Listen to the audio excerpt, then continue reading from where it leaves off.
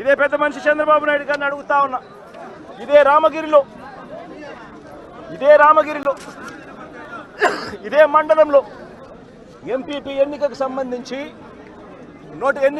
MPP ఎన్నికకు సంబంధించి notification ఇచ్చారు. 10 మంది ఎంపీటీసీ సభ్యులకు గాను ఇక్కడ వైఎస్ఆర్సీపీ 9 మందిని గెలిచింది.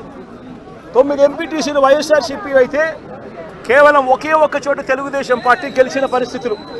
మరి నేను అడుగుతా ఉన్నా, మరి ఇక్కడ ఎంపీపీ స్థానానికి ఎన్నిక నోటిఫికేషన్ జారీ అయితే 9 సభ్యులున్న వైఎస్ఆర్సీపీకి రావాలన్నా, ఒకే ఒక్క సభ్యుడు గెలిచిన తెలుగుదేశం పార్టీకి రావాలన్నా?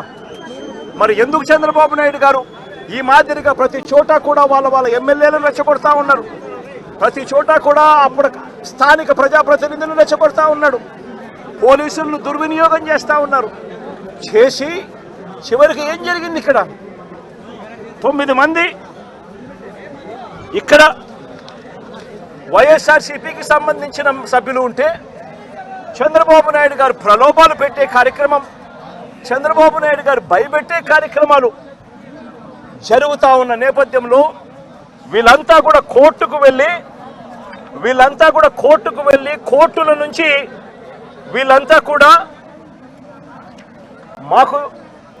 మాకు ప్రాణహాని ఉంది, ఎంపీపీ ఎలక్షన్లలో మేము పార్టిసిపేట్ చేయాలి అని అంటే మాకు ఇబ్బందికర పరిస్థితులు ఉన్నాయి అని చెప్తే కోర్టు అక్షంతలు వేసి పోలీస్ ప్రొటెక్షన్తో ఈ ఎన్నిక జరిపించండి అని చెప్పి కోర్టు ఆదేశాలు ఇస్తే, కోర్టు ఆదేశాలతో 8 మంది కోర్టు ఆదేశాలతో ఎంపీటీసీలను తీసుకొని వస్తూ ఉంటే మధ్యలో పోలీసులు ప్రొటెక్షన్ తీసుకొని పోలీస్ ప్రొటెక్షన్తో వీళ్ళంతా కూడా ఇక్కడికి వచ్చి ఓటు వేయాల్సిన పరిస్థితుల్లో పోలీసులు ఏం చేశారు?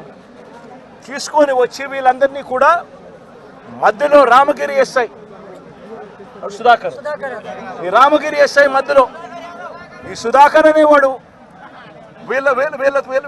వీళ్ళ కాన్వాయ్లోకి ఎక్కి ఈ ప్రయాణం చేస్తూ ఉన్న ఎంపీటీసీ సభ్యులందరితో కూడా వీళ్ళందరితో కూడా వీడియో కాల్ ఆయన ఫోన్ నుంచి సాక్షాత్తు ఇక్కడ ఎమ్మెల్యే కొడుకు వీళ్ళతో వీడియో కాల్ చేయిస్తాడు, మాట్లాడిస్తాడు.